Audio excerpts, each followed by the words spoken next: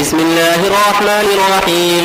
الحمد لله رب العالمين، والصلاة والسلام على سيد الأنبياء والمرسلين وعلى آله وصحبه أجمعين. أما بعد، فإن أصدق الحديث كتاب الله، وأحسن الهدي هدي سيدنا ومولانا محمد صلى الله عليه وسلم، وخير الأمور أعمالها، وشر الأمور محدثاتها، وكل محدثة بدعة، وكل بدعة ضلالة، وكل ضلالة في النار.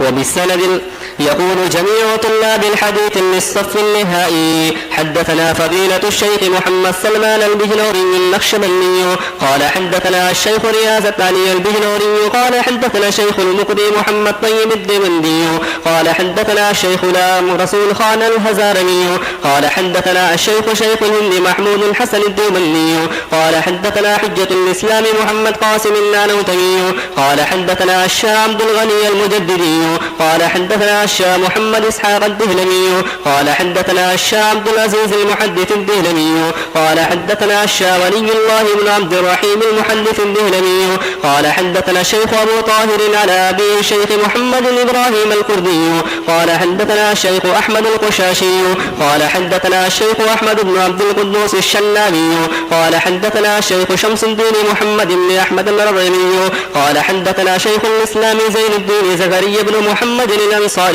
قال حدثنا الشيخ أبو الحسن علي بن محمد بن أبي المجد الدمشقي قال حدثنا أبو العباس أحمد بن أبو طالب أبو الحجار قال حدثنا الشيخ الأنجب بن أبي السعادات الحمامي البغدادي قال حدثنا الحافظ أبو زرعة طاهر بن محمد بن طاهر بن علي المقدسي قال حدثنا الشيخ الحافظ أبو منصور محمد بن حسين القزويني قال حدثنا الشيخ أبو طلحة القاسم بن محمد بن أحمد بن منصور القتان بن أبي المنذر أحمد الخطيب القزويني قال حدثنا الشيخ أبو الحسن علي بن إبراهيم بن سلمة القزويني القتان قال حدثنا أبو عبد الله محمد بن يزيد بن ماجد القزويني صاحب الكتاب رحمه الله تعالى رحمة واسعة، نفعنا الله بعلومه وعلومكم أجمعين آمين يا رب العالمين. أنه قال: باب الاستغفار.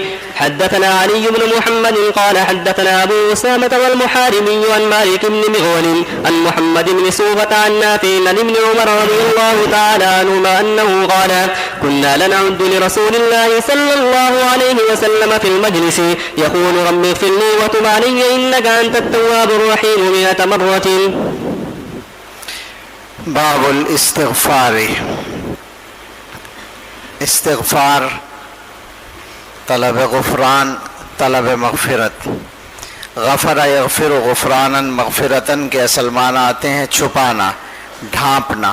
اسی سے مغفر کا لفظ آتا ہے خود کے لیے جو سر کو ڈھانپ لیتی ہے. اللہ تعالیٰ سے بندہ اپنے گناہوں کے چھپانے اور ان پر اپنی رحمت ڈھانپ لینے کی درخواست کرتا ہے، اور یہ اللہ تعالیٰ نے خود سکھایا ہے. حضرت عبداللہ ابن عمر رضی اللہ عنہما سے روایت ہے، وہ فرماتے ہیں کہ ہم رسول اللہ صلی اللہ علیہ وسلم کے لیے ایک مجلس میں شمار کیا کرتے تھے. آپ فرماتے تھے: رب اغفر لی وتب علی انک انت التواب الرحیم 100 مرتبہ. یعنی ایسا ہوتا تھا کہ ایک ہی مجلس میں 100 مرتبہ حضور علیہ الصلاۃ والسلام یہ الفاظ فرماتے تھے: اے میرے رب میری مغفرت کیجئے، مجھ پر توجہ فرمائیے، بے شک آپ توبہ قبول کرنے والے اور مہربان ہیں. یہاں چند حدیث استغفار سے متعلق ہیں. بات جو ضروری ہے وہ یہیں سن لیں کہ 2 باتیں ہیں. ایک تو رسول اللہ صلی اللہ علیہ وسلم کا استغفار کرنا اور ایک بندوں کا استغفار کرنا. رسول اللہ صلی اللہ علیہ وسلم کا استغفار بنیادی طور پر اللہ تعالیٰ کی طرف سے حکم کی تعمیل اور امت کو سکھانے کے لیے ہے. لیکن اسی کے ساتھ ساتھ یہ بھی ہے جو مسلم شریف کی روایت میں ہے کہ انہ لیغان علی قلبی، بہت مرتبہ میرے قلب پر ایک غبار سا آ جاتا ہے تو میں اللہ سے 70 مرتبہ استغفار کرتا ہوں یا 100 مرتبہ استغفار کرتا ہوں. تو حضرات علماء نے فرمایا کہ رسول اللہ صلی اللہ علیہ وسلم کی شان یہ ہے کہ ما تقدم من ذنبک وما تأخر، سب معاف ہے پہلے ہی، اور گناہ تو ہے ہی نہیں وہاں. تو پھر آپ کا جو استغفار ہے یا یہ الفاظ ہیں لیغان علی قلبی، اس کا مفہوم سمجھنے کی ضرورت ہے. اور وہ یہ ہے کہ انسان کا اصل کمال یہ ہے کہ اس کی پوری توجہ اللہ تعالیٰ کی طرف ہو.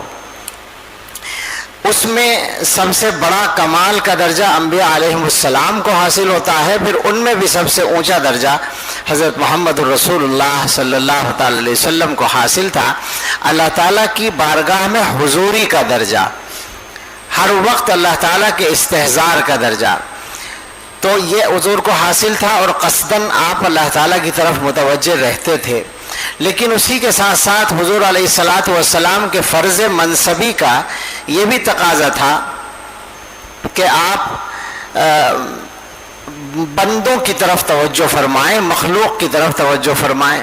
ظاہر ہے کہ یہ آپ کا فرض منصبی تھا کہ لوگوں کی اصلاح کے لیے اور ان تک اللہ کے احکام پہنچانے کے لیے توجہ فرمائیں. تو اس وقت میں جب آپ بندوں کی خیر خواہی کے لیے بندوں کی طرف، انسانوں کی طرف زیادہ توجہ فرماتے تو مکمل حضوری کی وہ کیفیت جو صرف باری تعالیٰ کی طرف متوجہ ہونے کی صورت میں حاصل ہوتی تھی، اس میں تھوڑا سا فرق آتا تھا.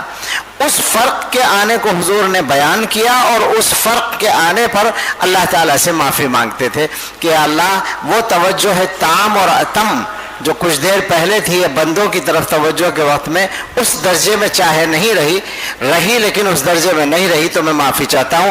حالانکہ وہ بھی اللہ کے حکم کی تعمیل میں تھا، بندوں کی طرف توجہ کرنا. یہ ایک خلاصہ ہے حضور علیہ الصلاۃ والسلام کے استغفار کی بنیاد کا. یہی وجہ ہے، علماء نے لکھا ہے کہ جب لوگوں کی تربیت کا کام تقریباً مکمل ہو گیا اور جن لوگوں کو اسلام کے دائرے میں آنا تھا وہ آ گئے، تو اذا جاء نصر اللہ والفتح ورأیت الناس يدخلون فی دین اللہ افواجا فسبح بحمد ربک واستغفر. اب گویا حضور کو متعین طور پر اسی کام کے لیے کہہ دیا گیا کہ اب لوگوں کا کام تو مکمل ہو گیا ہے، جو آپ کو کرنا تھا آپ نے کر لیا، اب اللہ کی طرف توجہ فرمائیں. اور اس کے بعد گویا حضور علیہ السلام کو دنیا سے بلا لیا گیا. بندوں کے حق میں، عام انسانوں کے حق میں جو استغفار ہے اس کا مطلب بالکل ظاہر ہے کہ بندہ قدم قدم پر اللہ تعالیٰ کی نافرمانی کرتا ہے اور اس کا تقاضا یہ ہے کہ ہر قدم پر وہ اللہ سے معافی بھی مانگے. یہ اللہ تعالیٰ کی طرف سے بندوں کے لیے آسانی ہے کہ بندے کو اللہ تعالیٰ تھوڑا کرنے پر بھی معاف کر دیتے ہیں. ایک بندہ ساری عمر گناہ کرے اور ایک بار توبہ کر لے، ایمانداری سے دل سے توبہ کر لے، وہ بھی معاف ہو جاتا ہے. اور یہ عجیب بات ہے کہ آپ اللہ تعالیٰ کے ساتھ بندوں کے معاملات کا جتنا بھی اندازہ لگائیں گے تو حیرت ہو جائے گی. مثال کے طور پر بندہ اللہ کا شکر ادا کرتا ہے تو اس میں حق یہ ہے کہ ہر نعمت پر شکر ادا کرے، لیکن اسی کو عقلی طور پر سمجھے کہ ہر نعمت پر وہ شکر ادا کر ہی نہیں سکتا، اس وجہ سے کہ اس کو ساری نعمتوں کا احساس ہی نہیں ہوتا. پھر یہ کہ جب وہ شکر ادا کرتا ہے تو عین اسی وقت میں اس کے اوپر نعمت کا اضافہ ہو جاتا ہے. اب تک کی جو نعمتیں تھیں ان پہ شکر ادا کر رہا تھا، لیکن اسی شکر کی حالت میں وہ سانس لے رہا ہے، یہ نعمت میں اضافہ ہو رہا ہے. اور اسی شکر کی حالت میں یہ جو شکر کی توفیق ہو رہی ہے یہ مستقل ایک نعمت ہے اللہ تعالیٰ کی. یہ بھی تو اللہ کی ضرورت نہیں ہے، بندے کی ضرورت ہے، بندے کا فائدہ ہے. تو کیسے شکر ادا ہوگا؟ جب وہ شکر بھی نعمت ہے تو اب اس کا شکر ادا کرے تو تسلسل ہوتا جائے گا. اسی لیے کہا گیا اللہم اعنی علی ذکرک و شکرک و حسن عبادتک، اللہ سے مدد مانگی گئی ہے. اسی طرح سے استغفار کا مسئلہ ہے کہ بندہ جتنے گناہ کرتا ہے، اللہ تعالیٰ نے اگر صرف یہی لازم کر دیا ہوتا کہ ہر گناہ پر ایک مرتبہ توبہ کرنی پڑے گی تو بہت سارے ہم جیسے بندوں کے اکثر گناہ معاف ہونے سے رہ جاتے. لیکن وہاں یہ ہے کہ ایک یعنی 1000 گناہوں پر ایک بار اگر دل سے توبہ کر لے تو معافی کے لیے وہ کافی ہے. تو بندوں کو اللہ سے استغفار کرتے رہنا چاہیے. جی چلیے. وبه قال حدثنا يعقوب بن حميد المدني قال حدثنا محمد بن معن قال حدثنا خالد بن سعيد عن ابي زينب مولى حازم بن حرملة عن حازم بن حرملة رضي الله تعالى عنه انه قال مررت بالنبي صلى الله عليه وسلم فقال لي يا حازم اكثر من قول لا حول ولا قوة الا بالله فانها من كنوز الجنة. حضرت حازم ابن حرملہ رضی اللہ تعالیٰ عنہ سے روایت ہے، فرماتے ہیں کہ میں نبی صلی اللہ علیہ وسلم کے پاس سے گزرا تو آپ نے مجھ سے فرمایا اے حازم کثرت سے کہو لا حول ولا قوت الا باللہ کہ جنت کے خزانوں میں سے ہے۔ الحمدللہ الذی بنعمتہ تتم الصالحات۔ دو تین باتیں اس وقت کہہ دینا مناسب ہے، ٹائم تو زیادہ نہیں ہے، لیکن چونکہ سبق پورا ہو رہا ہے اور آپ سے اس طرح سے ملاقات یہ اسی وقت ہو رہی ہے، بعد میں اس طرح نہیں ہوگی، اور اتفاق یہ بھی ہے کہ ختم ہونے کے اعتبار سے ہماری کتاب سب سے پہلے ہے، تو ٹھیک ہے جو بات کرنی ہے وہ اس میں کر لیں۔ پہلی بات تو یہ ہے کہ علم کے لیے ساری زندگی مستعد رہیں، روزانہ مطالعہ، میں جلدی جلدی بولوں گا نمبر وار تاکہ ضروری باتیں سب آ جائیں۔ روزانہ کچھ نہ کچھ مطالعہ جاری رکھیں، ہر دن آپ کے علم میں ترقی ہو۔ اگر آپ عالم بنے ہیں تو یہ گرہ میں باندھ لیں۔ میں نے کہا تھا کہ میں چاہتا ہوں کہ ہر عالم 100 صفحے روزانہ مطالعہ کرے۔ جن لوگوں کو واقعی بڑا عالم بننا ہو، یعنی حقیقت میں علم حاصل کرنا ہو، وہ تو اسی کا اہتمام کر لیں 100 صفحے کا، لیکن 10 صفحے سے نیچے تو کوئی بھی نہ جائے۔ کم از کم 10 صفحے روزانہ پابندی سے ضرور پڑھیں۔ اور کیا پڑھنا ہے؟ وہ چند چیزیں وہ ہیں جو ہر عالم کو پڑھ لینی چاہیے۔ قرآن کریم کی تفسیر میں 2-3 تفاسیر تو فرض کے درجے میں آدمی دیکھ لے۔ معارف القرآن ہے، بیان القرآن ہے، اور حاشیہ یہی جو ترجمہ شیخ الہند حاشیہ علامہ شبیر احمد عثمانی رحمۃ اللہ علیہ، یہ 2-3 تفاسیر تو بالکل فرض سمجھ کر ہر آدمی پڑھ لے تو اس سے قرآن کریم کا خلاصہ اس کے سامنے آ جائے گا۔ اسی طرح سے حدیث کی کچھ کتابیں، خاص طور سے جو اردو میں حدیث کی تشریح میں لکھی گئی ہیں، ان میں 2 کتابیں ترجمان السنہ مولانا بدر عالم میٹھی رحمۃ اللہ علیہ کی اور معارف الحدیث مولانا منظور نعمانی رحمۃ اللہ علیہ کی، ان کو ضرور پڑھیں۔ ان کے علاوہ بھی بعض کتابیں اس انداز پر لکھی گئی ہیں، جیسے مولانا خالد محمود رحمۃ اللہ علیہ تھے، ان کی آثار الحدیث ہے، وہ بھی مفید کتابوں میں ہے۔ باقی حدیث کی تشریح میں جو کتابیں لکھی گئی ہیں ان کو پڑھیں۔ اسی طرح سے فقہ کی کتابوں میں عربی میں اگر پڑھ سکتے ہوں تو بدائع الصنائع ضرور پڑھ ڈالیں، اور باقی مفصلات میں سے جو پڑھیں۔ اردو کے فتاویٰ میں سے ہمارے جو اکابر کے معتبر فتاویٰ ہیں ان میں سے کوئی ایک کتاب، اس کی پوری جلدیں ضرور پڑھ لیں، آسانی کے لیے میں بتا رہا ہوں۔ اسی طرح سے عقائد اور کلام کے موضوع پر ہمارے اکابر نے جو مختصر لکھا ہے اس کو پڑھیں، اور سیرت پر کتابیں پڑھیں، 2-4-5 کتابیں تو کم از کم ہر آدمی پڑھ لے۔ تاریخ اسلام پر اسی طرح سے چند کتابیں ضرور پڑھ لیں، اور اس کے علاوہ جو بھی اچھی چیز ہو اس کو پڑھیں۔ آج کل منحرف افکار بہت زیادہ عام ہیں، تو ان کو سمجھنے کے لیے ان سے متعلق جو ہمارے لوگوں نے کتابیں لکھی ہیں شروع میں ان کو پڑھیں، اور اس کے بعد ان کی کتابوں کو بھی اگر ضرورت ہو تو دیکھیں۔ مقصد یہ ہے کہ پڑھیں، زیادہ سے زیادہ پڑھیں۔ ہمارے فضلاء کی جو کمی ہے وہ یہی ہے کہ خود نہیں پڑھتے ہیں اور چھوٹی چھوٹی باتوں پر بحثیں چھیڑ دیتے ہیں، جو بحثیں بتا دیتی ہیں خود کہ پڑھا نہیں ہے۔ جو بحث پڑھنے کی بنیاد پر ہو وہ الگ ہوتی ہے، اور جو بغیر پڑھے ہوتی ہے وہ الگ ہوتی ہے۔ اور آج کل کا سوشل میڈیا اس کام کے لیے بہترین یا بدترین گواہ ہے کہ اکثر لوگ اس پر جو لکھ رہے ہیں بول رہے ہیں وہ بغیر پڑھے بول رہے ہیں، عقلی گھوڑے دوڑاتے رہتے ہیں اور پڑھنے کو تیار نہیں ہوتے۔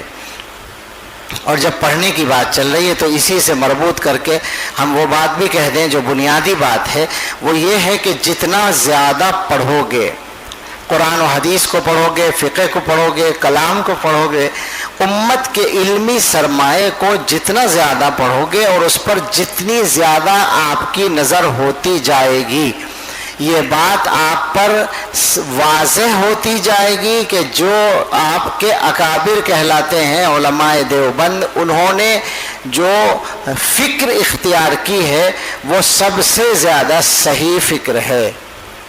یہ سرسری بات نہیں ہے، چلتی پھرتی بات نہیں ہے، محض دعویٰ نہیں ہے، اور صرف ہمارا کہنا نہیں ہے، بلکہ بہت کچھ پڑھ کر اور سن کر کہا جا رہا ہے جو علماء نے کہا ہے اور سمجھا ہے۔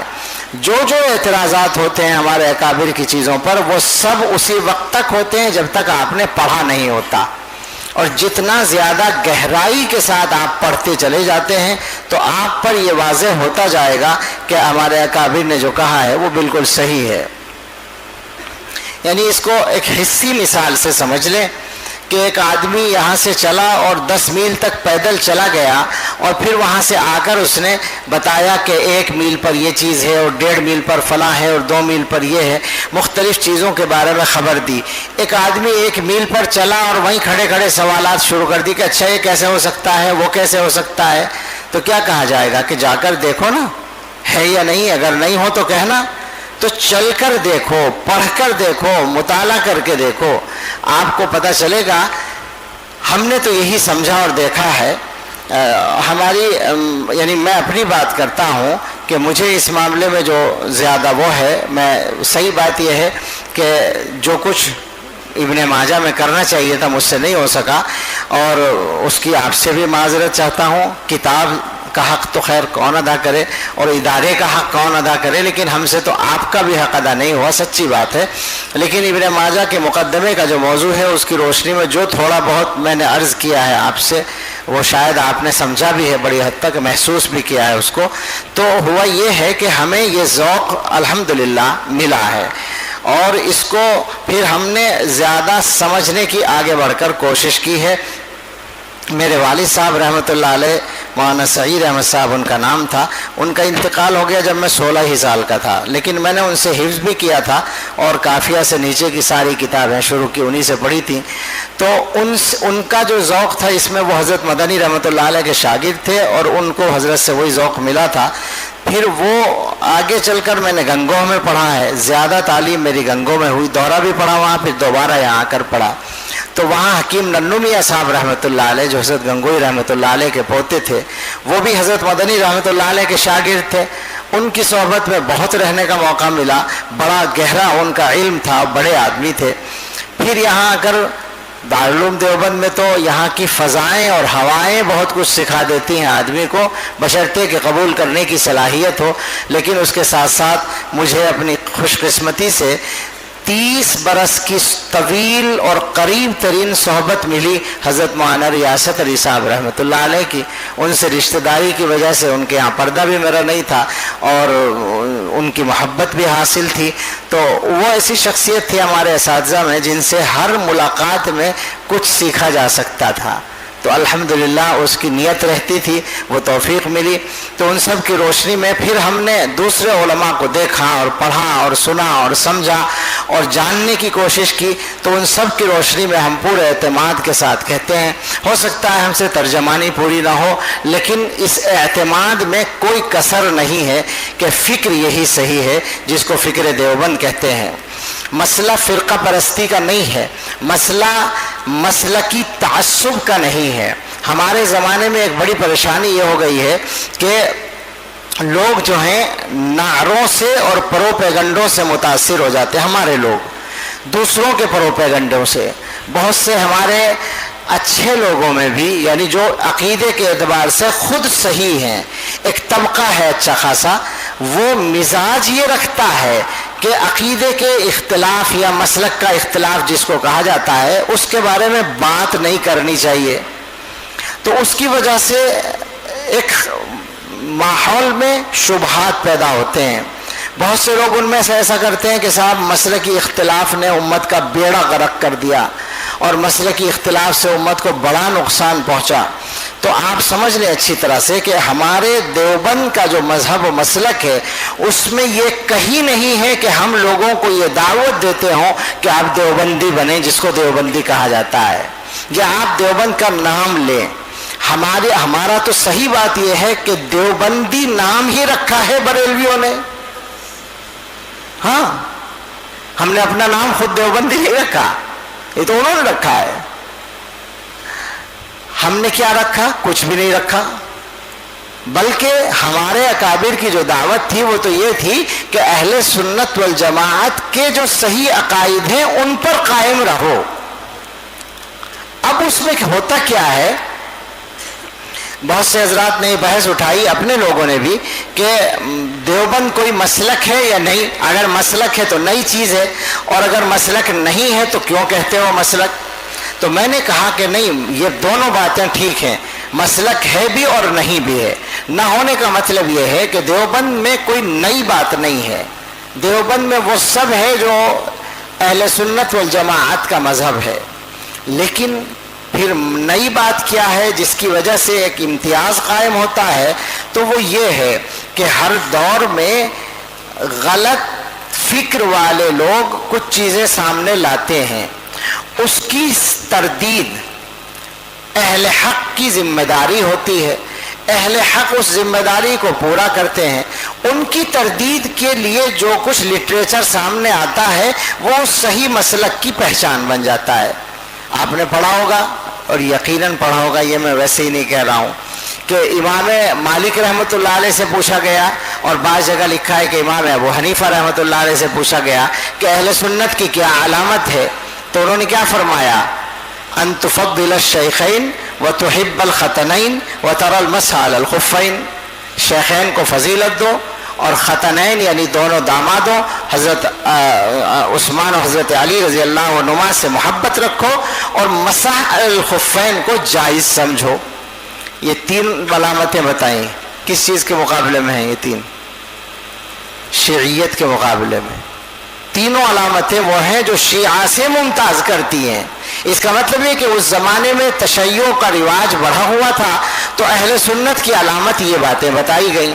لیکن ظاہر بات ہے کہ بعد میں اہل سنت ہی میں اگر کچھ لوگوں نے کچھ بدعات کو اختیار کر لیا,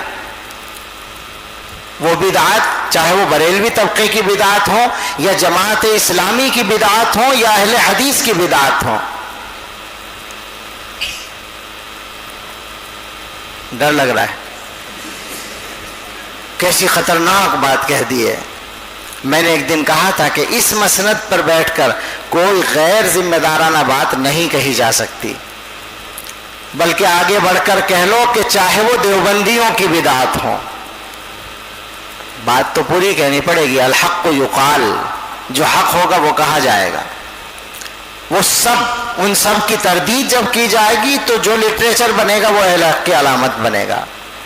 بدعت کا ہمارے یہاں جب لفظ بولا جاتا ہے تو وہ بیچارے بریلویوں کے لیے خاص ہے, بدعتی انہی کو کہا جاتا ہے. حالانکہ بدعت تو دین میں ہر نئی بات کو بدعت کہیں گے نا, جو اصول دین سے ثابت نہ ہو صحیح طور پر. وہ جو تعریفات ہیں بدعت کی, وہ تعریف جس بات پر بھی صادق آئے وہ بدعت کہلائے گی. اسی لیے تو فرقے ضالہ کو مبتدعہ کہا جاتا ہے. یہ ٹھیک ہے کہ یہاں اس طبقے میں بہت سی بدعات عملی بدعات ہیں, وہ الگ ہیں, لیکن عقیدے کی غلطی کو بھی بدعت کہا گیا ہے اور عملی غلطی کو بھی بدعت کہا گیا ہے. اور جب بدعت ہر نئی بات کو کہیں گے جو دین میں ثابت نہ ہو, تو اگر ہمارے اہل حدیث بھائی یہ کہیں کہ ہر مسئلے کے لیے حدیث ہونا ضروری ہے, تو یہ بدعت ہے یا نہیں مجھے بتاؤ. جب یہ کہیں لکھا ہی نہیں ہے, نہ کسی حدیث میں لکھا ہے نہ کسی صحابی نے کہا ہے کہ ہر مسئلے کے لیے حدیث ہونی چاہیے, تو یہ نئی بات ہے یا نہیں دین میں؟ یہ صرف دھوکہ ہے. یہی بات ہے اگر جماعت اسلامی والے بھائی یہ کہیں کہ نبی کے علاوہ کوئی حق کا معیار نہیں ہے, جبکہ امت کے علماء فقہاء مجتہدین صحابہ کو معیار مانتے ہوں, تو یہ بدعت کہلائے گی یا نہیں کہلائے گی؟ میں کسی سے لڑنے کے لیے نہیں بیٹھا, میں طلبائے دیوبند کو, ابنائے دیوبند کو بتانے کے لیے بیٹھا ہوں, لڑائی کے لیے نہیں. میں نے پہلے کہا یہی بات شروع کی تھی. اصل میں بات یہ ہے کہ ہماری یہ دعوت نہیں ہے کہ ہم کسی سے یہ کہیں کہ ہمارے مقلد بن جاؤ. ہم کہتے ہیں اہل سنت والجماعت کے صحیح عقیدے پر آ جاؤ, بس یہ ہمارا مطالبہ ہے. اب جب تم صحیح عقیدے پر آؤ گے تو اتفاق سے دیوبند ہی بن جاؤ گے, اس کا ہم کیا کریں؟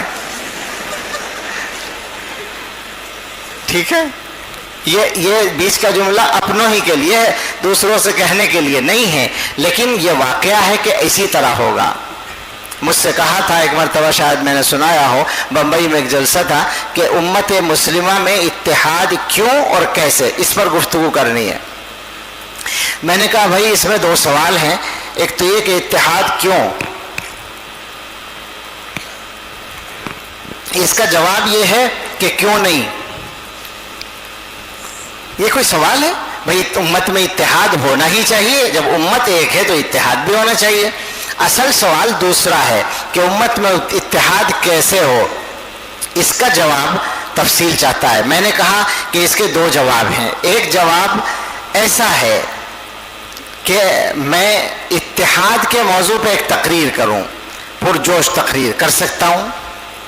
ایک زمانے میں کی ہیں پرجوش تقریریں بھی, اب قصداً چھوڑی ہیں. میں نے کہا میں کہوں کہ امت میں اتحاد ہونا چاہیے, اختلاف نہیں ہونا چاہیے, مسلک نے یہ کر دیا, فلاں نے یہ کر دیا, فلاں نے یہ کر دیا. کچھ لوگوں کو عادت ہوتی ہے اتحاد کے موضوع پر چند جملے, رٹے ہوئے جملے بولتے ہیں اور امت میں فساد پیدا کرتے ہیں, دھوکہ دیتے ہیں ایسے لوگ جو اتحاد کے لفظوں کے ساتھ تقریریں کرتے ہیں. میں نے کہا کہ میں اتحاد کے موضوع پر ایک پرجوش تقریر کروں, آپ کو پسند آئے گی وہ تقریر. مجمع سے کہا میں نے آپ کو پسند آئے گی, مگر مجھے یقین ہے کہ اللہ کو پسند نہیں آئے گی, صحیح بات نہیں ہوگی. صحیح بات ہے, صحیح بات جو ہے وہ یہ ہے کہ اتحاد کیسے پیدا ہو, اس سوال کے جواب کے لیے سوچیں کہ اختلاف کیسے پیدا ہوا. دو آدمیوں میں جھگڑا ہو اور آپ سے کہا جائے کہ مصالحت کرا دو, آپ کو ثالث بنایا جائے, تو آپ یہی تو پوچھیں گے لڑائی کیا ہے. پہلے لڑائی کی بنیاد معلوم کریں, اس کے بعد اتحاد کی بات کریں گے. تو میں نے کہا اختلاف کیسے پیدا ہوا. مختصر جواب یہ ہے کہ دور صحابہ میں اختلاف شروع ہوا ہے. کیوں ہوا ہے؟ ما انا علیہ و اصحابی سے ہٹنے کی وجہ سے. کچھ لوگ صحابہ کے طریق سے ہٹے, روافض اور خوارج سب سے پہلے, یہاں سے اختلاف شروع ہوا. اس کے بعد جتنے فرقے بنے ہیں, آپ پوری تاریخ پڑھ لیں مذاہب اسلامیہ کی, سمجھ میں آ جائے گا. ہر فرقے کی بنیاد اسی پر ہے کہ وہ ما انا علیہ و اصحابی سے, سنت سے یا صحابہ کے طریق سے ہٹا اور الگ فرقہ بنا. تو میں نے کہا کہ جب یہ بنیاد ہے اختلاف کی, تو اتحاد کا راستہ یہ ہے کہ ما انا علیہ و اصحابی پر سب آ جائیں. یہ معیار ہے.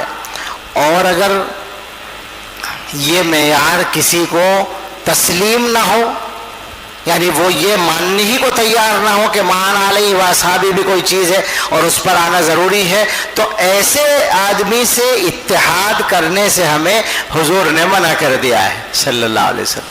ہم اس سے اتحاد کرنے سے معذور ہیں. باطل کے ساتھ اتحاد کا مطلوب ہے.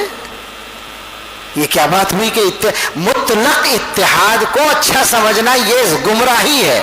یاد رکھنا ہمیشہ, مطلق اتحاد کو تم اپنے دنیا کے معاملات میں تو اچھا نہیں سمجھتے ہو.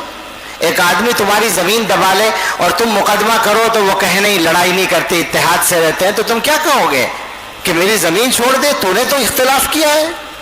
ہم یہی کہتے ہیں کہ دین ہے اللہ کا اور محمد الرسول اللہ صلی اللہ علیہ وسلم کا, اور اس کے بعد دین ہے اصحاب محمد صلی اللہ علیہ وسلم کا. ان کے طریقے پر رہو, اختلاف نہیں ہوگا. ان کے طریقے سے ہٹو اور پھر ہم سے یہ چاہو کہ ہم تمہیں کچھ نہ کہیں, یہ نہیں ہوگا. یہ ڈیوٹی ہے ہماری. ہم ایسے اتحاد سے معذور ہیں, صاف بات ہے.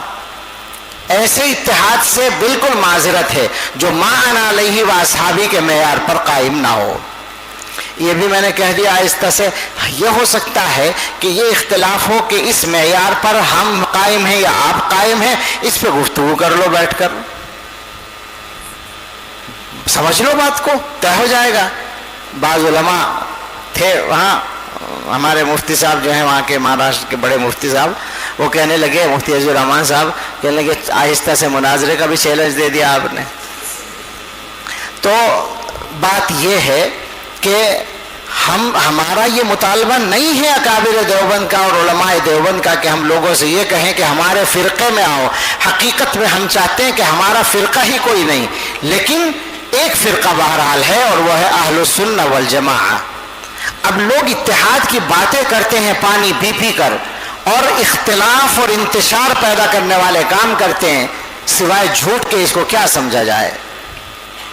ہمیں تو آپ سے کہنا ہے, آپ مضبوطی کے ساتھ قائم رہیے, آپ میں کمزوری آ رہی ہے، اور یہ کمزوری ہمارے اکابر کی فکر کی کمزوری نہیں ہے، بلکہ آپ کے اپنے اندر یہ کمزوری ہے کہ آپ کو صحیح سرے سے یہ پتہ ہی نہیں چل رہا ہے کہ صحیح راستہ دکھانے والے کون لوگ ہیں۔ آپ باہر سے متاثر ہو رہے ہیں، اور آپ کا مطلب صرف یہ چند طلبہ 1000-1500 طلبہ نہیں ہے جو سامنے بیٹھے ہیں، آپ کا مطلب وہ ساری نسل ہے جو آج کل سامنے آ رہی ہے۔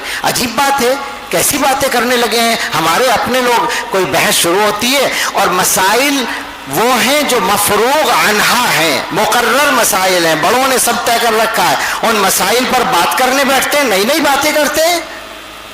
میں نے کسی جگہ تقریر میں کچھ کہہ دیا تو مجھے چیلنج دیا گیا کہ 1 ہفتے کا چیلنج دیتے ہیں ہم کہ اس مسئلے کو قرآن و حدیث سے ثابت کریں مولانا۔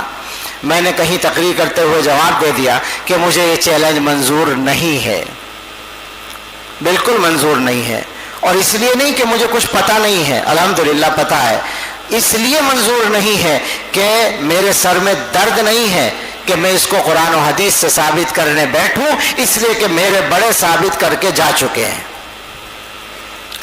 جو مسائل امت میں طے ہو چکے ہیں، ائمہ ہمارے اکابر طے کر چکے ہیں، ان میں آپ کے غور کرنے کا کیا مطلب؟ آپ ہوتے کون ہیں؟ 2 لفظ آتے ہیں، آپ کا ظرف چھوٹا ہے، آپ کا ہاضمہ خراب ہے، آپ سمجھ رہے ہیں کہ ہمیں بہت کچھ آ گیا، پڑھو تو پتہ چلے گا۔ ہم میں سے 100 آدمی مل کر بھی علامہ انور شاہ کشمیری کے برابر نہیں پڑھنے والے ہیں۔ علامہ کشمیری تو پکے مقلد ہیں، علامہ کشمیری تو اپنے اکابر کے طریق پر ہے، وہ تو شیخ الہند کی جوتیاں سیدھی کرتے ہیں، اور تم ابو حنیفہ پہ زبانیں کھولتے ہو۔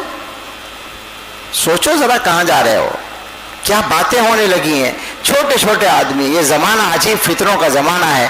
آپ سے یہ کہنا ہے کہ فکر کو سمجھیں، صحیح فکر کو، اور علماء کی کتابیں پڑھیں۔ میں نے بار بار یہ بات جلسوں میں بھی کہی ہے دارالعلوم کے، وہ پھر سنا دیتا ہوں، کچھ نئے لوگ بھی ہوں گے، کہ محمد عوامہ جو اس زمانے کے بہت بڑے محدث ہیں، بلکہ بعض اعتبار سے تو بہت ہی ممتاز ہیں، وہ انہوں نے یہاں دارالعلوم میں دفتر اہتمام میں بیٹھ کر 2010 میں شاید وہ آئے تھے، اہتمام میں بیٹھ کر انہوں نے اساتذہ اور محتمم صاحب کی موجودگی میں کافی دیر گفتگو کی تھی۔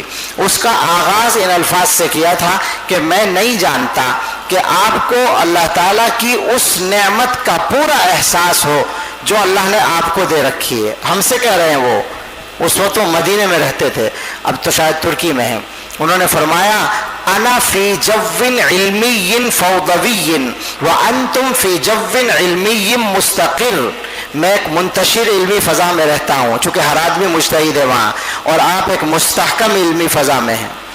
پھر گفتگو شروع کی اور دیر تک بولتے رہے، اور آخر میں یہ فرمایا کہ آپ اپنے طلبہ کو پابند کریں اس بات کا کہ وہ آپ کے اکابر کی کتابوں کے علاوہ کسی کی طرف آنکھ اٹھا کر بھی نہ دیکھیں، اس لیے کہ آگے جو الفاظ تھے ثواب ما عندهم عندکم وخطأ ما عندهم انتم فی غنى عنہ، جو ان کے پاس، دوسروں کے پاس صحیح چیزیں ہیں وہ آپ کے پاس بھی موجود ہیں، اور جو ان کی غلطیاں ہیں ان کی آپ کو ضرورت نہیں ہے۔ سمجھ میں آئی بات؟ یہ انہوں نے فرمایا کہ اپنے طلبہ کو پابند کریں۔ اب ہم جب پابند کرنے کی بات کرتے ہیں تو بہت سارے آپ کے ہمدرد آ جاتے ہیں جو یہ چاہتے ہیں کہ آپ کو آزادی ملے، وہ کہتے ہیں کہ طلبہ کو ذہنی غلام بنا کر رکھنا چاہتے ہیں۔ ارے بابا، کس نے ذہنی غلام بنایا؟ اور اگر ذہنی غلام بنانا چاہتے ہیں تو ان کا بنانا چاہتے ہیں جن کا ذہنی غلام بننا پیدا ہونے کا مقصد ہے۔ محمد الرسول اللہ اور صحابہ کا غلام بنانا چاہتے ہیں۔ تم نے کیا سمجھا ہے؟ تم آزادی کی طرف لے جانا چاہتے ہو، تم گمراہی کی طرف لے جانا چاہتے ہو۔ جس طرح ہر اتحاد اچھا نہیں، ہر آزادی بھی تو اچھی نہیں ہے۔ کیا بات ہے آخر؟ ہم طلبہ کو اپنے محدود نہیں رکھنا چاہتے مگر گمراہ ہونے سے بچانا چاہتے ہیں، اور جب تک علم مضبوط نہ ہو تو آدمی غلطی میں مبتلا ہونا آدمی کے لیے زیادہ آسان ہوتا ہے۔ اس لیے ہم بچوں سے کہتے ہیں کہ شروع میں دوسروں کی کتابیں نہ پڑھو، اور وہ یہ چاہتے ہیں کہ آپ کو آزادی کے نام پر بھٹکائیں تاکہ آپ ان کے ہاتھ میں چلے جائیں، اور جا رہے ہیں کچھ نہ کچھ، اپنا انجام خراب کر رہے ہیں، اپنا راستہ کھوٹا کر رہے ہیں، بالکل غلط راستہ ہو رہا ہے۔ اور اس زمانے کے جو بھی طریقے ہوں، جو بھی فیشن ہو, جو بھی سلیقے ہوں, سب اپنی جگہ, مگر ہمیں حضرت نانوتوی, حضرت گنگوہی, حضرت شیخ الہند, حضرت سہارنپوری, حضرت تھانوی, حضرت مدنی, علامہ کشمیری, علامہ شبیر احمد عثمانی, مفتی کفایت اللہ اور قاری طیب صاحب, ان کے راستے سے ہٹنا منظور نہیں ہے. اور جو ہٹے گا ہم بتاتے رہیں گے انشاءاللہ, جب تک جان میں جان ہے ہم بتاتے رہیں گے. ہر ایک قدم پر ہم اساوارہ قدم سے دیکھ کے چل, ہاں دیکھ کے چل کہتے رہیں گے, وہ کوئی بھی ہو. ہم بہت چھوٹے آدمی ہیں, ہماری کوئی حیثیت نہیں ہے, مگر جو صحیح بات ہے, جو بڑوں کی بات ہے وہ بڑی ہے, اس کو ہم ضرور کہتے رہیں گے, بخشیں گے نہیں, صاف کہیں گے, سلیقے سے کہیں گے, کسی کی بدنامی کے لیے نہیں کہیں گے, بدخواہی کے لیے نہیں کہیں گے, مگر صحیح راستے پر قائم رکھنے کے لیے کہیں گے. راستہ وہی ہے. یہ میں نے شاید کسی وقت سنایا تھا کہ ایک بڑھیا نے کسی آدمی سے ایک مسئلہ پوچھا تھا, تو اس نے کہا کہ میں تمہیں مسئلہ حدیث سے بتاؤں یا امام مالک کے قول سے بتاؤں؟ تو اس بڑھیا نے کہا امام مالک کے قول سے بتا دو, کیونکہ وہ تم سے زیادہ حدیث کو جانتے تھے. سمجھ میں آئی بات؟ بس یہی بات ہے کہ وہ بڑے جن کے علم کا پاسنگ بھی ہم نہیں ہے, ہم تو اتنا زیادہ انحطاط پا رہے ہیں کہ جن بڑوں کو ہم نے اپنی آنکھوں سے دیکھا ہے ان کی بھی اب کوئی مثال نہیں ہے. لے دے کے ایک دو آدمی رہ گئے ہیں, حضرت مولانا نعمت اللہ صاحب دامت برکاتہم, اس قافلے کا ایک آخری آدمی بچا ہے, ورنہ وہ مثالیں ہی ختم ہو گئی ہیں, وہ قسم ہی ختم ہو گئی علماء کی. اللہ تعالیٰ کی مرضی ہے, جس طرح چاہیں گے اللہ تعالیٰ اپنے دین کا کام چلائیں گے. کیا لوگ بات کرتے ہیں اور زبانیں کھولتے ہیں اور بڑے اکابر پر, یہ اس زمانے کے لوگوں کی مثالیں ختم ہو رہی ہیں. تم کہاں کی بات کرتے ہو؟ تمہارے پاس رکھا کیا ہے؟ دو چار کتابیں پڑھ کر اپنے آپ کو سمجھنے لگتے ہیں کہ ہم عالم ہو گئے. ایک ایک موضوع پر لاکھوں لاکھ صفحات پڑھنے پڑتے ہیں, تب جا کر آدمی عالم بنتا ہے. تو آپ سے کہنا ہے کہ آپ صحیح فکر پر قائم رہنے کی فکر رکھیں ہمیشہ, اور مطالعہ جاری رکھیں. یہ بات یاد رکھیں کہ ہم پڑھنے سے روک نہیں رہے, پڑھنے کے لیے کہہ رہے ہیں, اور ہم یہ دعویٰ کر رہے ہیں کہ جتنا پڑھو گے اتنا اپنے اکابر کی فکر پر مضبوط ہوتے چلے جاؤ گے. دوسری بات یہ ہے کہ دو تین باتیں ہیں جن کا تعلق عمل سے ہے. یوں تو ظاہر ہے مسلمان کو دین پر چلنا چاہیے اور عالم کو اپنے علم پہ عمل کرنا چاہیے, بات ختم اور ساری بات ہو گئی. لیکن کچھ چیزیں ایسی ہیں جو الگ الگ کر کے کہی جائیں تو آسان ہوتا ہے. آپ عالم بن گئے تو ایک تو آپ کی ظاہری وضاقتہ ہے, اس کی اہمیت ہے. عجیب کمزوری ہے ہمارے ماحول کی, اور یہ ہم اقرار کرنا چاہتے ہیں کہ شاید یہ ہماری کمزوری ہے کہ ہمارے بچے یونیورسٹی میں جاتے ہیں اور وہاں کے ماحول میں رنگ جاتے ہیں, ان کی داڑھی پر بھی قینچی چل جاتی ہے اور ٹوپی بھی اتر جاتی ہے اور لباس بھی بدل جاتا ہے. اللہ جانے کس احساس کمتری کا شکار ہیں. آپ کو تو وہ علم دیا گیا ہے کہ من آتاہ اللہ القرآن ثم علم ان احدا اوتی خیرا منہ فقد حقر ما عظمہ اللہ. قرآن ملنے کے بعد تو کسی چیز کو اس سے بہتر سمجھنا ہی نہیں ہے. آپ کو قرآن ملا ہے اور قرآن کا علم ملا ہے, اس کے سامنے حیثیت کیا ہے؟ اور کیا آپ یہ سمجھتے ہیں کہ وہاں رہ کر آپ دین پر قائم نہیں رہ سکتے؟ علی گڑھ یہ جامعہ میں جا کر دیکھیں, خاص طور سے علی گڑھ میں, تو آپ کو نمونے ملیں گے. چہروں پہ لمبی لمبی داڑھیاں, پیشانیوں پر سجدوں کے نشان, کبھی ان کی تہجد بھی قضا نہ ہو, اور وہ پروفیسر ہیں اور وہ ڈاکٹر ہیں اور وہ انجینئر ہیں اور وہ فلاں ہیں. کیا سمجھائے دین پر چلنے کو؟ ہم تو ایسے لوگوں کو جانتے ہیں جن کی ڈگری کا مفہوم سمجھنا بھی ہمارے لیے مشکل ہے, اور ان کو دیکھتے ہیں تو دیکھنے سے وہ ہمارے مدرسے کے طالب علم نظر آتے ہیں. اور ایسے لوگوں کو جانتے ہیں جن کی دولت کا شمار کرنا مشکل ہے اور ان کی تہجد کی نماز نہیں چھوٹتی ہے. ہم نے دین کو کیا سمجھا ہے؟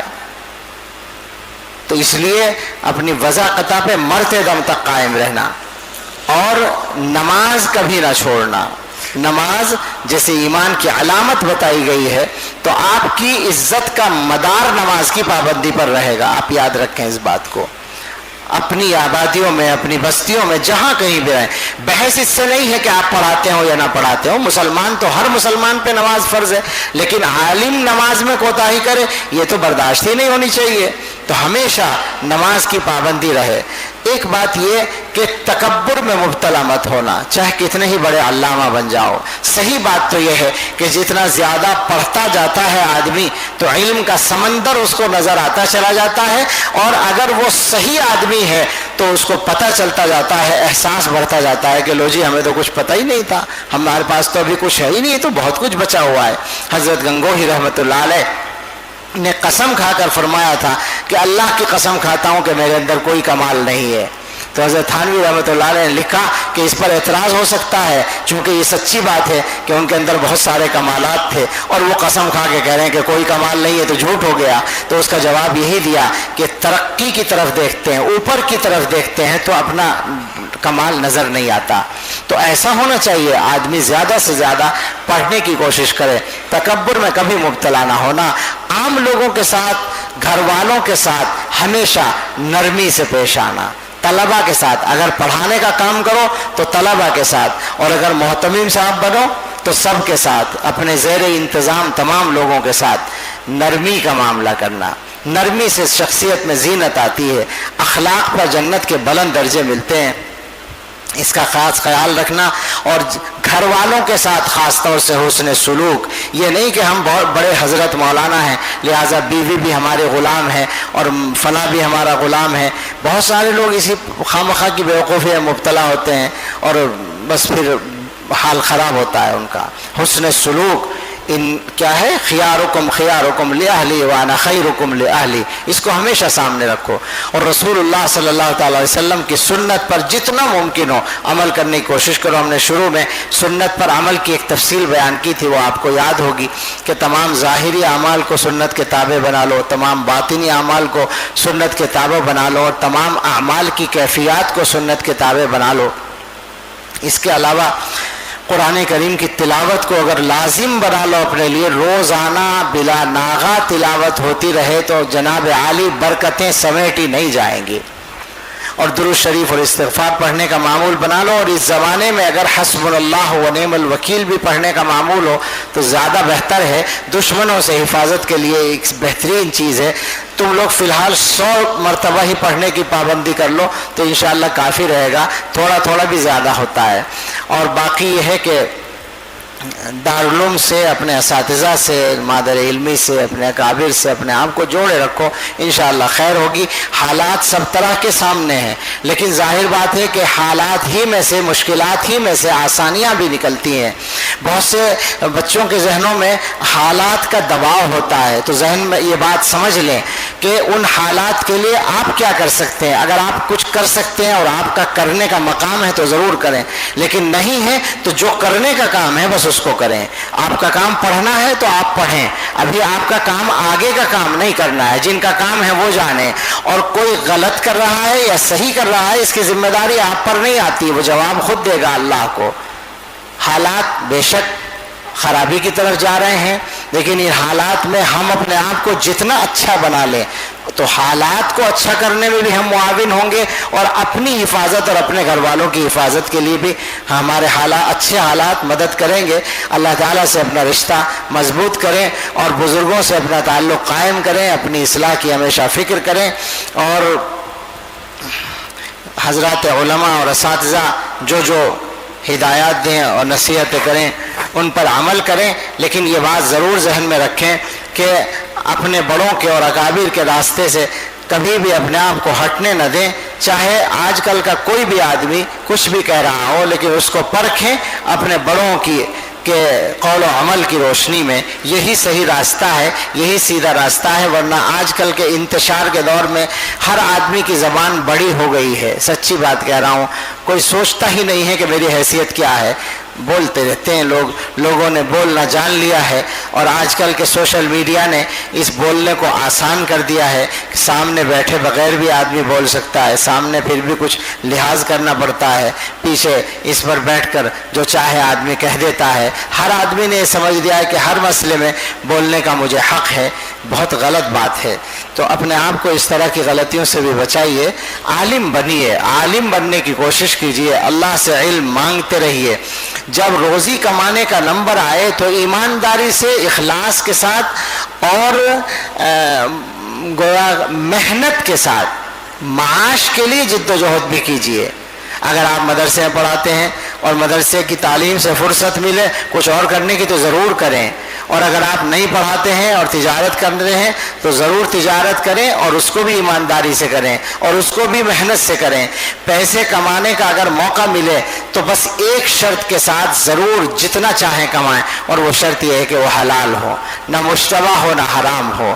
یہ بات یاد رکھنا مولویوں, کام آئے گی کہ شریعت کے خلاف اور غیرت کے خلاف کچھ قبول مت کرنا, عزت ملے گی, برکت ملے گی. شریعت کے خلاف کا مطلب وہی ناجائز, ناجائز سے بچو گے برکت ملے گی, اور غیرت کو محفوظ رکھو گے تو عزت ملے گی. کوئی رازق نہیں ہے, اور عام طور پر مالدار لوگ تو کچھ دیتے ہی نہیں ہیں. اور کون دیتا ہے؟ مالدار ہی دیتے ہیں, مگر آپ کو نہیں دیتے. آپ کسی بھی مالدار کے پاس جا کر بیٹھے, اس کی خوشامد کریں اور وہ آپ کو کچھ پیسے دے دے, ایسا نہیں ہوتا. ایک موضوع حدیث ہے, مضمون صحیح ہے, ازہد فیما عند الناس یحبوک, جو لوگوں کے پاس ہے اس میں بے رغبت ہو جاؤ, وہ تم سے محبت کریں گے. اگر آدمی کو یہ یقین ہوگا کہ یہ میرے پیسے کے لالچ میں نہیں آیا ہے تو وہ تم سے محبت کریں گے, اور اگر یہ شک ہوگا کہ پیسے کے لالچ میں آیا ہے, تم فرق دیکھ لو گے, وہیں اس کی محبت ختم ہو جائے گی. بہت دیر ہو گئی, بات لمبی ہو گئی, پھر بھی بعض باتیں میں نے کچھ سوچا نہیں تھا, لیکن ہو سکتا ہے کوئی بات ضرورت کی رہ رہی ہو. بہت سی باتیں آپ لوگوں نے پوچھ کے معلوم کر لی ہیں. میں اس سے بہرحال معذرت چاہتا ہوں. دعا کر لیں اور اس کے بعد پھر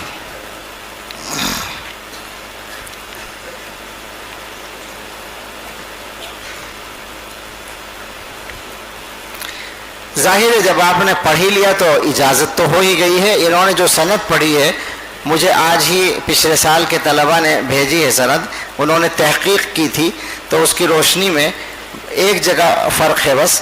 یعنی میں نے تو پڑھی حضرت مولانا ریاست علی صاحب رحمۃ اللہ علیہ سے یہاں پر, اور گنگوں میں بھی میں نے پڑھی ہے, وہاں ایک حضرت مولانا طاہر صاحب رحمۃ اللہ علیہ تھے, ان سے پڑھی تھی, اور وہ شیخ الحدیث مولانا زکریا صاحب رحمۃ اللہ علیہ کے شاگرد تھے. لیکن ابن ماجہ انہوں نے وہاں کس سے پڑھی میں تحقیق نہیں کر سکا. بہرحال حضرت مولانا ریاست علی صاحب رحمۃ اللہ علیہ نے حکیم الاسلام حضرت مولانا قاری طیب صاحب رحمۃ اللہ علیہ سے, اور انہوں نے حضرت مولانا رسول خان ہزاروی رحمۃ اللہ علیہ سے, اور انہوں نے حضرت شیخ الہند کے بھائی حضرت مولانا حکیم محمد حسن صاحب دیوبندی رحمۃ اللہ علیہ سے پڑھی. شیخ الہند کے بھائی تھے, دارالعلوم میں پڑھاتے تھے, اور انہوں نے حضرت گنگوہی رحمۃ اللہ علیہ سے پڑھی. پھر آگے تو ہے ہی سند جو آپ نے دیکھی. تو بے تکلف بہرحال اجازت ہے, اور اجازت کی ہماری کیا اہمیت ہے, لیکن جیسی بھی ہے ہم نے یہ سب کتابیں جن حضرات سے پڑھی ہیں وہ تو آپ کو معلوم ہی ہے. یہاں کے ہمارے اکثر اساتذہ یا تو حضرت مدنی رحمۃ اللہ علیہ کے شاگرد ہیں, یا حضرت مولانا فخر الدین صاحب رحمۃ اللہ علیہ کے, اور یہ دونوں ہی حضرات شیخ الہند رحمۃ اللہ علیہ کے شاگرد ہیں. اس طرح کل ملا کر سند وہیں پہنچتی ہے. اس کے علاوہ میں نے چونکہ گنگوں میں بھی پڑھا, وہاں کے اساتذہ زیادہ تر مظاہر علوم سے فارغ ہیں, تو تھے اکثر تو چلے گئے, بعض ہیں. تو وہ حضرات بعض تو حضرت شیخ زکریا رحمۃ اللہ علیہ کے شاگرد تھے, اور بعض حضرت شیخ مولانا یونس صاحب رحمۃ اللہ علیہ کے, وہ خود شیخ زکریا رحمۃ اللہ علیہ کے شاگرد تھے. اس طرح وہاں سے بھی سند کا سلسلہ ہے. اسی طرح سے ایک مختصر سند ہے, ہمارے استاذ تھے جو مظاہر علوم میں بعد میں مدرس ہوئے, اور اس سے پہلے گنگوں میں ہم نے ان سے پڑھا, حضرت مولانا رئیس الدین صاحب رحمۃ اللہ علیہ.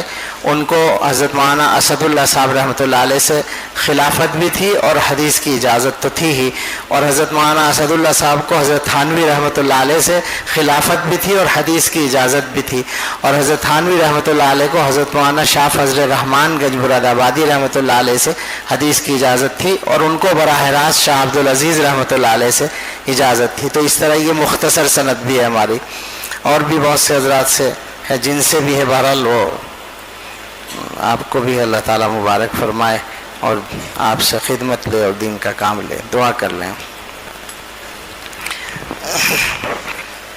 اللہم لک الحمد کلہ ولک الشکر کلہ بیدک الخیر کلہ نسألک الخیر کلہ ونعوذ بک من الشر کلہ. اللہم صل علی سیدنا محمد وآلہ واصحابہ وازواجہ وذریاتہ کما تحب وترضى عدد ما تحب وترضى. اللہم صل علی سیدنا محمد وعلى آل سیدنا محمد صلاة تنجينا بها من جميع الأهوال والآفات وتقضي لنا بها جميع الحاجات وتطهرنا بها من جميع السيئات وترفعنا بها عندك أعلى الدرجات وتبلغنا بها أقصى الغايات من جميع الخيرات في الحياة وبعد الممات إنك على كل شيء قدير. ربنا آتنا في الدنيا حسنة وفي الآخرة حسنة وقنا عذاب النار. ربنا لا تزغ قلوبنا بعد إذ هديتنا وهب لنا من لدنك رحمة إنك أنت الوهاب. ربنا هب لنا من أزواجنا وذرياتنا قرة أعين واجعلنا للمتقين إماما. اللهم إنك عفو تحب العفو فاعف عنا. اللهم إنك عفو تحب العفو فاعف عنا. اللهم إن قلوبنا ونواسينا وجوارحنا بيدك لم تملكنا منها شيئا فإذا فعلت ذلك بنا فكن أنت ولينا واهدنا إلى سواء السبيل. اللهم لك الحمد شكرا ولك المن فضلا. اللهم إنا نسألك التوفيق لمحابك من الأعمال وصدق التوكل عليك وحسن الظن بك سبحان خالق النور. اللهم لا تهلكنا فجاءة ولا تأخذنا بغتة ولا تغفلنا عن حق ولا وصية. اللهم أعنا على ذكرك وشكرك وحسن عبادتك.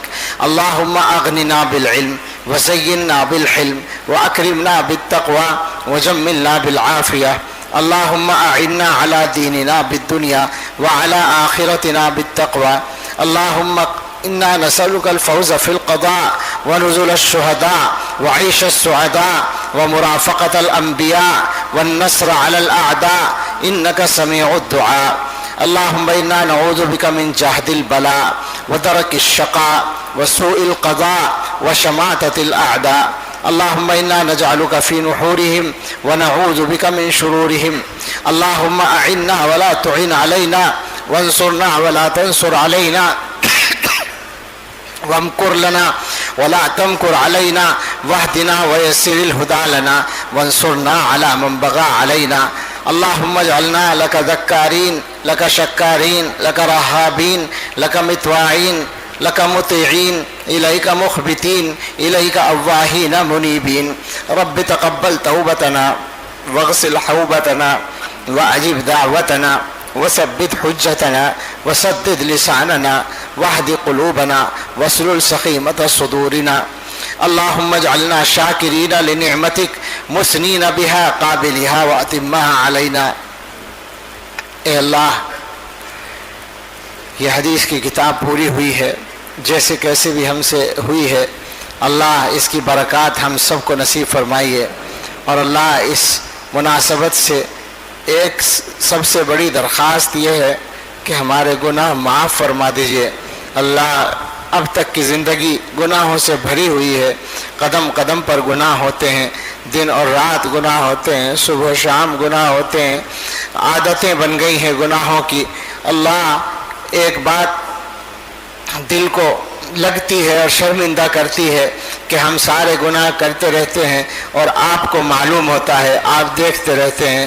اللہ اس مبارک موقع پر ہم سب یہ مجمع ہے اور اس میں زیادہ تعداد طلبہ کی بھی ہے اور کچھ مہمان ہیں. اور اللہ اس اتنے بڑے مجمع میں دارالعلوم دیوبند کی اس دارالحدیث میں آپ کے کچھ نہ کچھ مقبول بندے ضرور ہوں گے.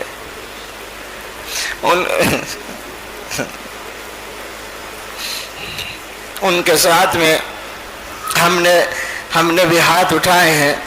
اللہ ان کی برکت سے اور ہمارے ان تمام بزرگوں کی برکت سے جن کے واسطے سے یہ علم پہنچا ہے، اللہ ہمیں سچی توبہ نصیب فرما دیجئے. اللہ اس سے پہلے بھی بہت مرتبہ توبہ کی ہے اور ہر مرتبہ توڑ بیٹھے ہیں. اللہ سچی بات یہ ہے کہ ہم گناہ کر کر کے تھک گئے ہیں.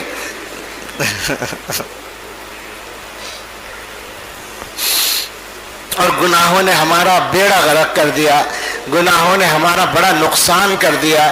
اے اللہ سچی بات یہ ہے کہ پورے نقصان کا تو ہمیں ادراک بھی نہیں ہے، لیکن جتنا ادراک ہے وہ بہت زیادہ نقصان ہے. اللہ آپ بہت مہربان ہیں اپنے اللہ اگر अपने बंदों को बख्श दें तो आपका कुछ खर्च नहीं होगा, कोई कमी नहीं आएगी और हमारा काम बच जाएगा। और अगर आप माफ़ नहीं करेंगे तो बेशक ये इंसाफ होगा, लेकिन ये आपका इसमें कोई फ़ायदा नहीं होगा और हमारा बेड़ा गर्क हो जाएगा। अल्लाह बचा लीजिए हमें। ए अल्लाह, हमने अपने आप को बचाने के लिए कुछ नहीं किया है, मगर हम अल्लाह आपके बंदे हैं। और ए अल्लाह आपके भरोसे पर डरते डरते ये बात कहते हैं कि हम जितने भी गंदे हों अल्लाह आपको माबूद मानते हैं और आपके साथ शिर्क करने के लिए तैयार नहीं है। हम आपके पैगंबर सल्लल्लाहु अलैहि वसल्लम को अपना हादी और रहबर मानते हैं, खातमुन नबीयीन मानते हैं। अल्लाह, हम आपके बंदे हैं और आपके अलावा किसी के बंदे नहीं हैं। अल्लाह, आपकी तौहीद के हम कायल हैं। अल्लाह, बस यही हम कह सकते हैं, हम आपके अलावा हमारा कोई खुदा नहीं है, आपके अलावा हमारा कोई माबूद नहीं है, आपके अलावा कोई कारसाज नहीं है। अल्लाह, बस आप ही हैं। अल्लाह, माफ़ कर दीजिए और सच्ची तौबा नसीब फरमा दीजिए। अल्लाह, पक्की तौबा दे दीजिए। अल्लाह, आज के बाद सारी ज़िंदगी गुनाहों से खाली गुजर जाए, गुनाहों से पाक गुजर जाए। अल्लाह, इसका फैसला फरमा दीजिए। अल्लाह, जिस्मानी और रूहानी बीमारियों से शिफा दे दीजिए। अल्लाह, हम में, हमारे घर वालों में, रिश्तेदारों में, मुताल्लिकीन में बहुत से लोग बीमार हैं। बेशुमार लोगों ने दुआओं के लिए कहा है, पर्चियाँ दी हैं या दिलों में इरादा किया और सोचा है। ए अल्लाह, उनके सब मरीजों को, मेरे बहनोई बीमार हैं उनको और हम सभी को इस हाल में, इस दारुल हदीस में जितने लोग बैठे हुए हैं उन सब को, हम सब के घर वालों को, हमारे मुताल्लिकीन को अल्लाह सेहत कामिला अता फरमा दीजिए।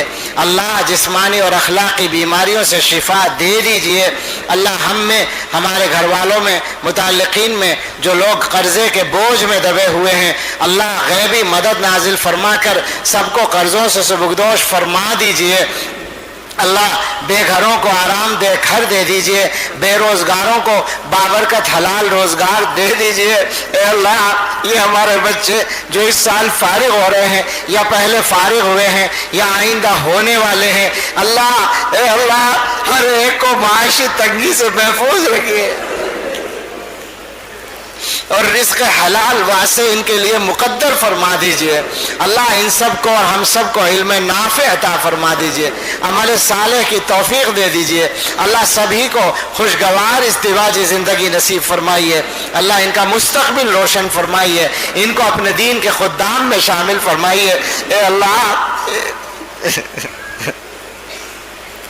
ये दरसगाह आपके मकबूल बंदों की है।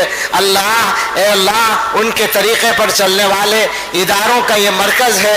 ए अल्लाह, आज के हालात में इस रास्ते को ख़तरात लाहिक है। अल्लाह, आपने मुश्किल तरीन हालात में ये इदारा कायम कराया था और चराग से फिर चराग जलते चले गए थे और सारी दुनिया में रोशनी फैल गई थी। अल्लाह, आज फिर मुश्किल हालात आए हैं, मगर जिन हाथों में, अल्लाह, हमारे हाथों में यह अमानत है, हम समझते हैं कि हम कमज़ोर हैं। अल्लाह, मदद फरमा दीजिए। अल्लाह, काम बनाने वाले पहले भी आप थे, आज भी आप हैं। अल्लाह, आपकी ताकत पहले भी यही थी, आज भी वही है, आपकी ताकत में कोई कमी नहीं है। अल्लाह, बेशक हम इसके लायक नहीं हैं। अल्लाह, आपने जिस तरह हमारे बड़ों की मदद की थी, हम उस तरह के नहीं हैं, उस मदद के लायक नहीं हैं। मगर अल्लाह, ए अल्लाह, ये तो आप जानते हैं और हम डरते डरते कहते हैं कि हम उन्हीं के तरीक़े पर कायम रहना चाहते हैं और उसी दीन का कलमा बुलंद करना चाहते हैं और अल्लाह, उसी अक़ीदे पर कायम रहना चाहते हैं। अल्लाह, अपनी मदद फिर नाजिल फरमा दीजिए और इस तरीक़ को सलामत रखिए, इस रास्ते की हिफाजत फरमाइए। अल्लाह, हम नहीं जानते इस दुनिया को आपको कब तक कायम रखना मंजूर है। अल्लाह, जब तक ये दुनिया कायम रहे, हक़ के ये इदारे कायम रहें, ये रास्ते कायम रहें, अल्लाह, ये इन पर चलने वाले और इनकी रहनुमाई करने वाले कायम रहें, ऐसा फैसला फरमा दीजिए। ए अल्लाह, जहाँ जहाँ अहले ईमान बसते हैं, अल्लाह, बहुत से अहले ईमान कमज़ोर जगहों पर रहते हैं, کا جہاں ان کی پوزیشن کمزور ہوتی ہے، اللہ بہت سے کے لیے نمازیں پڑھنا دشوار ہوتا ہے، ایمانی بات کرنا دشوار ہوتا ہے، اللہ اپنے فضل سے تمام اہل ایمان کی دنیا میں کسی بھی خطے میں ہوں، مرد ہوں یا عورت ہوں، جوان ہوں یا بوڑھے ہوں، بچے ہوں یا بڑے ہوں، اللہ تمام اہل ایمان کے ایمان کی، جان کی، مال کی، عزت و آبرو کی، گھر بار، آل اولاد، کاروبار کی حفاظت فرمائیے، اے اللہ ان کے کاموں کی میں مدد فرمائیے، اللہ ظالموں کے ظلم سے حفاظت فرمائیے، اللہ ہر جگہ کے حکمرانوں کو انصاف کی توفیق دیجیے، اور اللہ ظلم کرنے والوں کو راستے سے ہٹا دیجیے، اللہ اپنی خاص مدد، رحمت، برکت نازل فرما دیجیے، اللہ دارالعلوم دیوبند کی حفاظت فرمائیے، ہر مدرسے کی حفاظت فرمائیے، دعوت و تبلیغ کے کام کی حفاظت فرمائیے، سنت کے مطابق چلنے والی خانقاہوں کی حفاظت فرمائیے، دین کے ہر صحیح کام کی حفاظت فرمائیے، دین کے تمام خدام کی حفاظت فرمائیے، اے اللہ ہم سب کی اور ہمارے گھر والوں اور متعلقین کی حفاظت فرمائیے، اے رب کریم، اے رحمان الرحیم، تمام مسجدوں کی حفاظت فرمائیے، حرمین شریفین اور مسجد اقصیٰ کی حفاظت فرمائیے، اے اللہ تمام ممالک اسلامیہ کی حفاظت فرمائیے، اے اللہ اپنی خاص رحمت، خاص فضل ہمارے شامل حال فرمائیے، اے اللہ ہم بڑے کمزور ہیں، ہم سے مانگا نہیں جاتا، مانگنے کا ڈھنگ بھی نہیں آتا، ہمارا منہ بھی اس لائق نہیں ہے